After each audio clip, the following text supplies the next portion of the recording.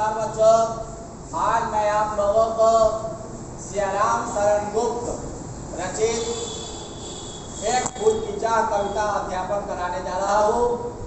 तो सबसे पहले हम लोग सियाराम शरण गुप्त का परिचय जान लेते हैं। सियाराम शरण गुप्त का जन्म झांसी के निकट चिरगांव में 1895 ईस्वी में हुआ था। राष्ट्र कवि मैथिली शरण गुप्त इनके बड़े भाई थे। गुप्त जी के पिता भी कविताएं लिखते थे। इस कारण परिवार में ही इन्हें कविता रचने के संस्कार स्वतः प्राप्त हुए हैं। गुप्त जी महात्मा गांधी और विनोबा भावे के विचारों के अनुयायी हैं, अनुसरण करते थे। इसका संकेत इनकी रचनाओं में भी मिलता है। गुप्त जी की रचनाओं का प्रमुख गुण है कथात्मकता। इन्होंने सामाजिक कुरीतियों पर करारी चोट की है। देश की ज्वलंत घटनाओं, तात्कालिक घटनाओं और समस्याओं का जीवंत चित्र इन्होंने प्रस्तुत किया है। इनके काव्य की पृष्ठभूमि अतीत हो या वर्तमान, उनमें आधुनिक मानवता की करुणा, यातना और द्वंद्व समन्वित रूप में उभारा गया है, यानी संयुक्त रूप में दिखाया गया है। सियाराम शरण गुप्त की प्रमुख कृतियां हैं मौर्य, विजय, आर्द्रा, पाथेय, मृणमयी, उन्मुक्त, आत्मोत्सर्ग, दुर्वादल और नकुला। एक फूल की चाह गुप्त जी की एक लंबी और प्रसिद्ध कविता है। प्रस्तुत पाठ उसी कविता का एक अंश मात्र है। पूरी कविता छुआछूत की समस्या पर केंद्रित है। एक मरणासन अछूत कन्या के मन में यह चाह उठी कि काश अगर देवी के चरणों में अर्पित किया हुआ एक फूल लाकर कोई मुझे दे देता। कन्या के पिता ने बेटी की मनोकामना पूरी करने का बीड़ा उठाया। वह देवी के मंदिर में जा पहुंचा, देवी की आराधना भी की और उसके बाद वह देवी के भक्तों की नजरों में खटकने लगा। मानव मात्र को एक समान मानने की नसीहत देने वाली, सीख देने वाली देवी के सवर्ण भक्तों ने उस विवश, लाचार, आकांक्षी मगर अछूत पिता के साथ कैसा सलूक किया, बर्ताव किया, व्यवहार किया। क्या वह अपनी बेटी को फूल लाकर दे सका? यह कविता का मार्मिक अंश ही बताएगा। सियाराम शरण गुप्त जी की मृत्यु 1963 ईस्वी में हुई थी। अब इस कविता के मूल भाव को देखें। एक फूल की चाह उद्वेलित कर अश्रु राशियां, हृदय चिताएं धधका कर, महामारी प्रचंड हो फैल रही थी इधर उधर।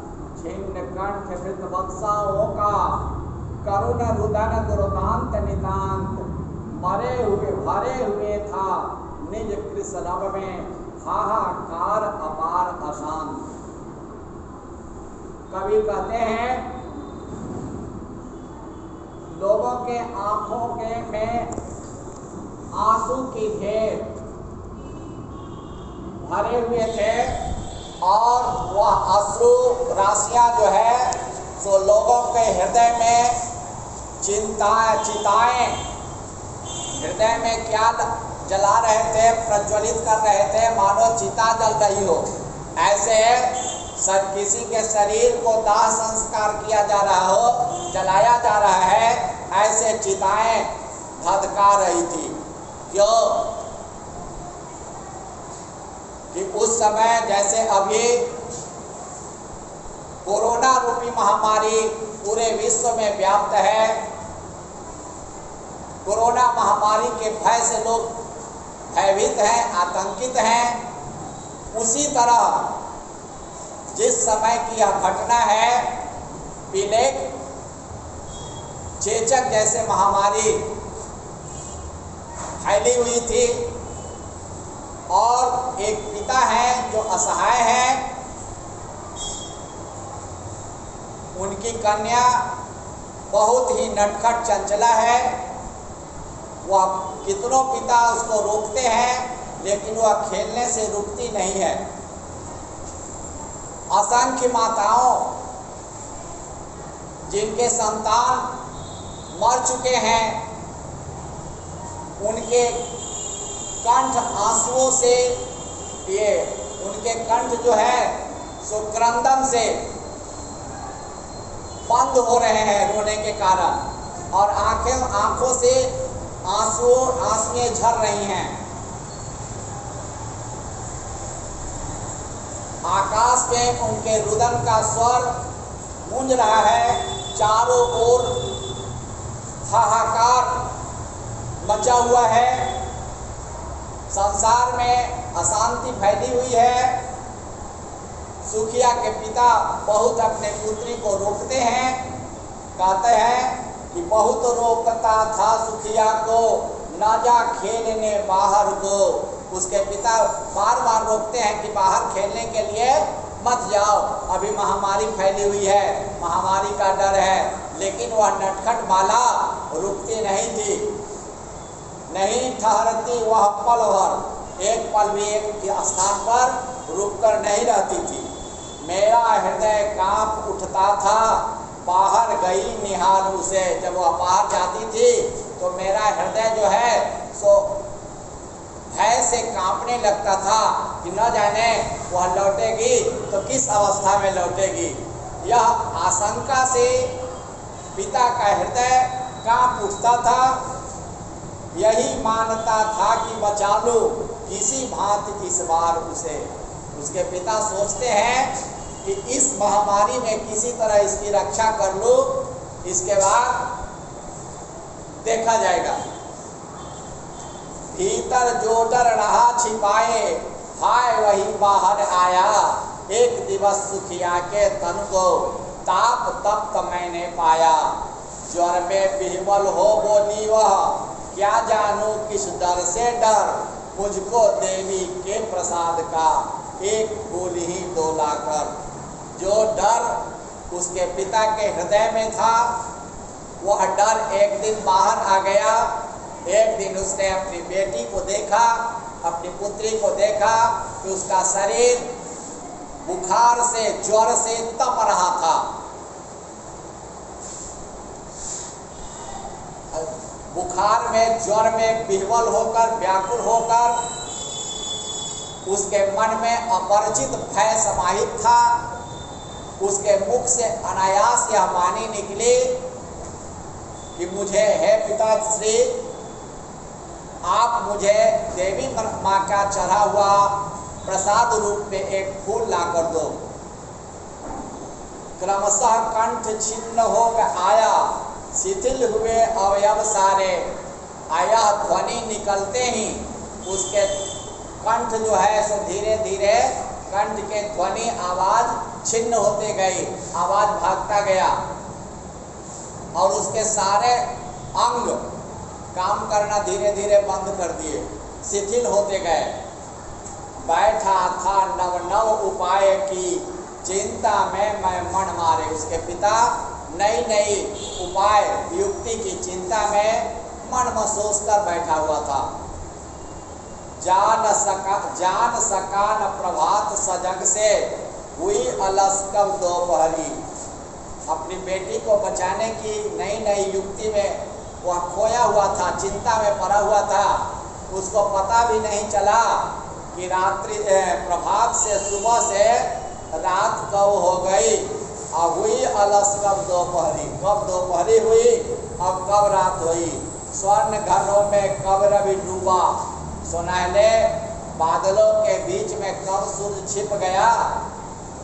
अंधकारों के बीच में सूर्य का कब अस्त हो गया, यह भी न जान सका। कब आई संध्या गहरी, और कब संध्या गहरी आ गई, अंधेरा छा गया। सभी ओर दिखलाई दी बस अंधकार ही छाया, चारों ओर अंधेरा छाया हुआ दिखाई दिया। छोटी सी बच्ची को ग्रसने कितना बड़ा तिमिर आया। मुझे ऐसा एहसास हो रहा था कि एक छोटी सी बच्ची थी, उसको निगलने के लिए बहुत बड़ा अंधकार आ गया है। चारों ओर अंधकार फैल गया था।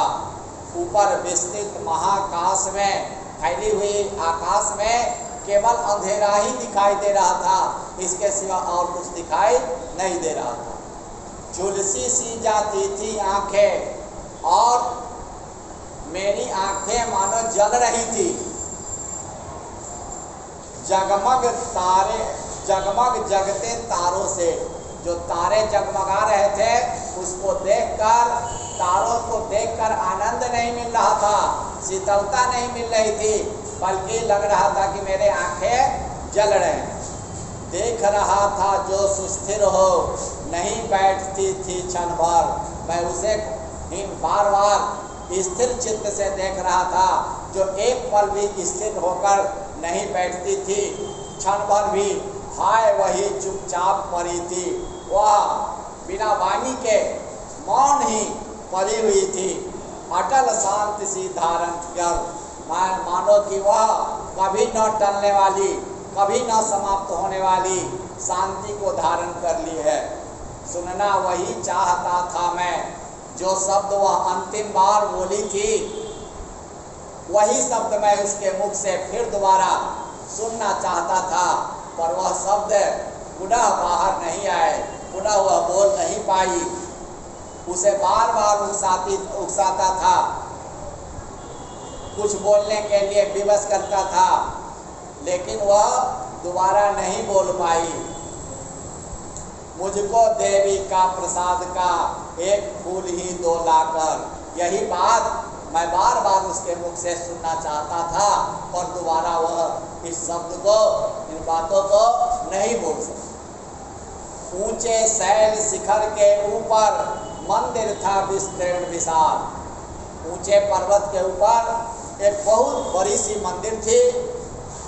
स्वर्ण कलश सरसिज विहसित थे। सोने के कलश एक कमल के पुष्प के ऊपर विराजमान थे। पाकर समुदित रविकर जाल, और वह ऐसे प्रकाशमान हो रहे थे, आनंदित हो रहे थे। प्रातःकालीन सूर्योदय के समय जब सूर्य की किरणें उस पर पड़ती थी तो वह प्रमोदित हो उठा था, वह चमक उठा था। धूप दीप से आमोदित था मंदिर का आंगन सारा। सारा मंदिर का परिसर क्षेत्र धूप दीप से सुगंधित हो रहा था, वातावरण मनमोहक हो रहा था। गूंज रही थी भीतर बाहर मुखरित उत्सव की धारा। बाहर, मंदिर के बाहर और मंदिर के प्रांगण में सभी ओर मुखरित होकर के, प्रस्फुटित होकर के देवी माँ की जय जयकार की धारा प्रवाहित हो रही थी। भक्त वृंद मृदु मधुर कंठ से, भक्तों के समूह मीठे मीठे मधुर स्वरों में गाते थे। सभक्ति मुदमय प्रसन्न होकर के भक्ति के साथ देवी माँ के गुणगान करते थे। पतित तारिणी पापहारिणी माता तेरी जय जय हो। पतितों को उद्धार, पतित मतलब होता है गिरा हुआ, पतितों को उद्धार करने वाली, पाप को हरण करने वाली माँ तेरी जय हो। पतित तारिणी पापहारिणी, पतित तारिणी तेरी जय जय मेरे मुख से भी निकला। यह शब्द, यह ध्वनि सुखिया के पिता के मुख से भी निकला। बिना बरे ही मैं आगे को जाने किस पर ठिकला। यदि अधिक भीड़ होती है तो आप लाइन में खड़ा हो जाए, पंक्ति में, अपने आप धक्का खाते खाते आगे पड़ जाएंगे और शक्ति का प्रयोग करेंगे तो गिर जाएंगे। तो भक्त लोग माँ के ध्यान में पंक्तिबद्ध होकर खड़े थे और वो कहता है सुखिया के पिता की न जाने किस शक्ति के द्वारा मैं खींचा हुआ माँ के सामने माँ की प्रतिमा तक पहुँच गया, ढिकलाकर धक्का खाते हुए। मेरे दीप फूल लेकर वे अम्बा को अर्पित करके, और वहाँ के जो पुजारी थे मेरे धूप दीप को लिए और माँ को अर्पित किए, और अर्पित करके दिया पुजारी ने प्रसाद, जब आगे को अंजलि भर के प्रसाद फूल धूप दीप को अर्पित करके जब मेरे अंजलि भर करके मेरे अंजलि में प्रसाद दिया तो भूल गया उसका लेना झट, मैंने उसको लेना भी भूल गया। परम लाभ सा पाकर मैं इतना आनंदित हो गया कि हमको सब कुछ मिल गया और अपने आप में खो गया। सोचा बेटी को माँ के पुण्य पुष्प तू जाकर मैं, और मैंने सोचा कि ये पुण्य रूपी पुष्प है माँ का चढ़ा हुआ, इसको बेटी को ले जाकर दूंगा, और उसको दिया।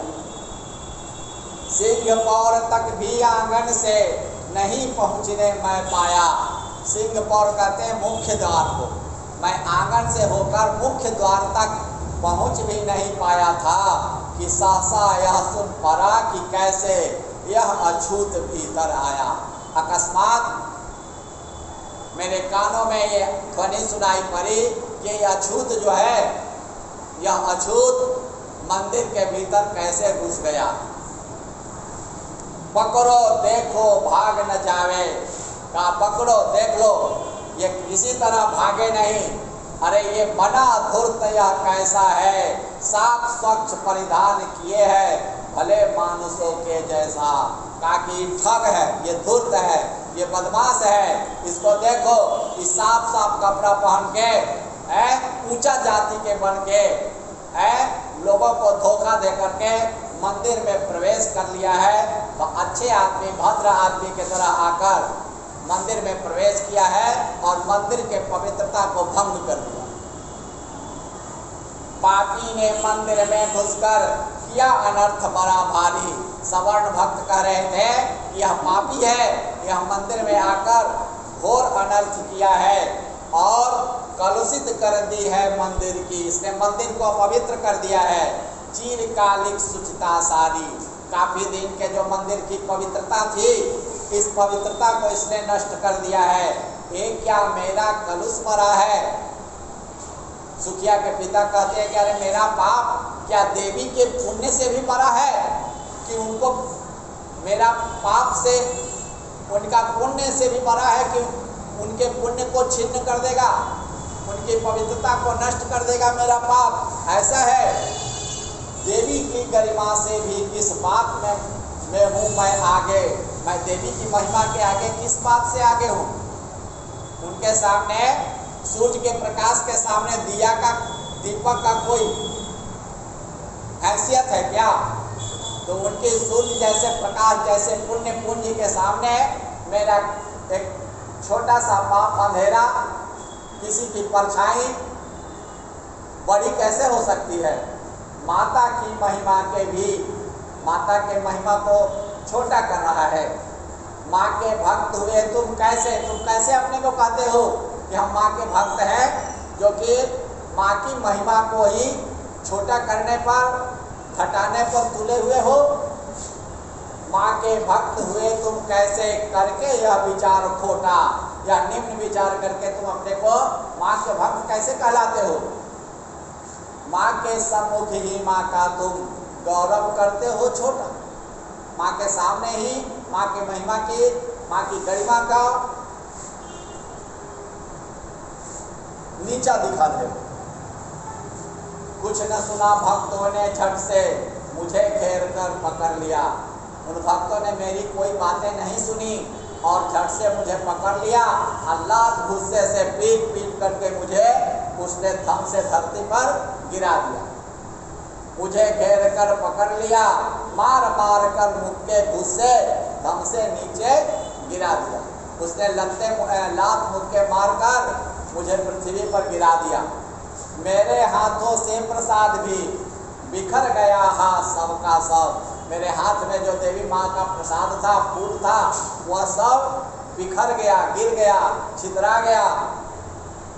हाय अभागी बेटी, तुझ तक कैसे पहुँच सके यह अब उसके मन में चिंता होने लगी कि यह अभागी बेटी, यह देवी माँ का प्रसाद तो मैंने प्राप्त किया, लेकिन तुझ तक कैसे पहुँचाया जाए। ये सवर्ण भक्त तो मुझे छोड़ेंगे नहीं। न्यायालय में गए मुझे वे 7 दिन का दंड विधान। वे मुझे न्यायालय ले गए, कोर्ट में ले गए, और वहाँ कोर्ट ने मंदिर की पवित्रता भंग करने के आरोप में, अभियोग में मुझे 7 दिन के लिए दंड दिया गया, दंडित किया गया। मुझको हुआ था मुझसे देवी का महान अपमान। देवी का उन लोगों के नज़र में मुझसे अपमान हुआ था। मैंने स्वीकृत किया दंड, वह शीश झुकाकर चुप ही रहा। मैंने उस दंड को स्वीकार कर लिया और कोई चारा भी नहीं था। उस असीम अभियोग दोष का क्या उत्तर देता, क्या उत्तर देता। 7 रोज ही रहा जेल में। मैं जेल में केवल 7 दिन रहा, या कि वहाँ सदियों बीती। लेकिन मुझे ऐसा एहसास हुआ कि यह 7 दिन नहीं बल्कि 700 वर्ष या सैकड़ों वर्ष तक हम जेल में रहे हों। आंखें लेकिन अविश्रांत बरसा करके भी कभी नहीं रुकी मेरी आंखें, लगातार आंसुएं बहा रही थी। उसके बाद भी थोड़ा भी विश्राम नहीं ली और लगातार मेरे आंखों से आंसुएं झड़ती रही। दंड भोग कर जब मैं छूटा, पैर न उठते थे घर को। जब मैं दंड भोग कर 7 दिन के बाद जेल से बाहर आया तो मेरे पैर नहीं उठ रहे थे, आगे नहीं बढ़ रहे थे, पीछे ठेल रहा था कोई। मुझे ऐसा लग रहा है कि बार बार पीछे ढकेल रहा है, मैं खींचा जा रहा हूँ। और मैं चाहता हूँ कि किस तरह से दौड़ कर वहाँ अपनी बेटी के पास पहुँच जाऊँ। है जर्जर तन पंजर को, शरीर जो अस्थि पंजर भूख प्यास से सटे हुए थे, और मेरे मन में अज्ञात भय समाहित था, जिसके चलते पहले किसी लेने है जन तनु पंजर को, पहले किसी लेने मुझको जब घर की ओर बढ़ा दौड़ा, घर के पास पहुंचा, तो जब मैं पहुंचता था तो दौड़ कर वह बच्ची मुझे लेने के लिए आती थी, अगुवाई करने के लिए आती थी। लेकिन इस बार वह मुझे लेने के लिए नहीं आई। उलझी हुई खेल में ही यहाँ, कहा लगता है कि वह कहीं खेल में उलझी हुई होगी। हाय अब की दी न दिखाई वह वर इस बार क्यों दिखाई नहीं दे रही है। उसे देखने मरघट को ही गया दौड़ता हुआ वहाँ। जब घर में वह दिखाई नहीं दी तो मरघट पर श्मशान घाट में दौड़ता हुआ उसको देखने के लिए गया। मेरे परिचित बंधु प्रथम ही, लेकिन जब वहाँ पहुँचा तो देखे कि मेरे परिचित लोग, भाई बंधु लोग जो थे, उसकी चिता को जला चुके थे और चिता को बुझा भी चुके थे। तो वह उसका जलती हुई चिता को भी मैं नहीं देखा। तो क्या प्राप्त हुआ? तो प्राप्त हुआ बुझी हुई राख की ढेर। फूक चुके थे जहाँ उसे बुझी पड़ी थी चिता, वहाँ पर छाती धधक उठी मेरी। यह देखते ही मेरे छाती में, मेरे सीने में लगा कि आग लग गई। हाय फूल सी कोमल बच्ची हुई राख की थी ढेरी। अब फूल के तरह कोमल बच्ची राख के ढेर में परिवर्तित हो गई। अंतिम बार गोद में बेटी तुझे ले न सका मैं। हाय पश्चाताप कर रहा है पिता कि हाय बेटी, मैं तुम्हारे मरा हुआ मुख भी अंतिम बार नहीं देख सका, तुम्हें अपने गोद में भी नहीं खिला सका। एक फूल माँ का प्रसाद भी तुझे दे न सका मैं। हाय एक माँ के प्रसाद रूपी पुष्प भी नहीं दे सका। पश्चाताप करता है। इन कविता में बताया गया है कि ऊंच नीच की जो सामाजिक बुराइयां हैं यह अच्छी नहीं है, इसको दूर करना चाहिए। सभी मनुष्य मनुष्य हैं और उसमें ऊंच नीच की भावना नहीं होनी चाहिए। इस बात पर इस कविता में करारा व्यंग किया गया है। धन्यवाद बच्चों। मैं इन्हीं शब्दों के साथ अपनी वाणी को विराम देता हूँ।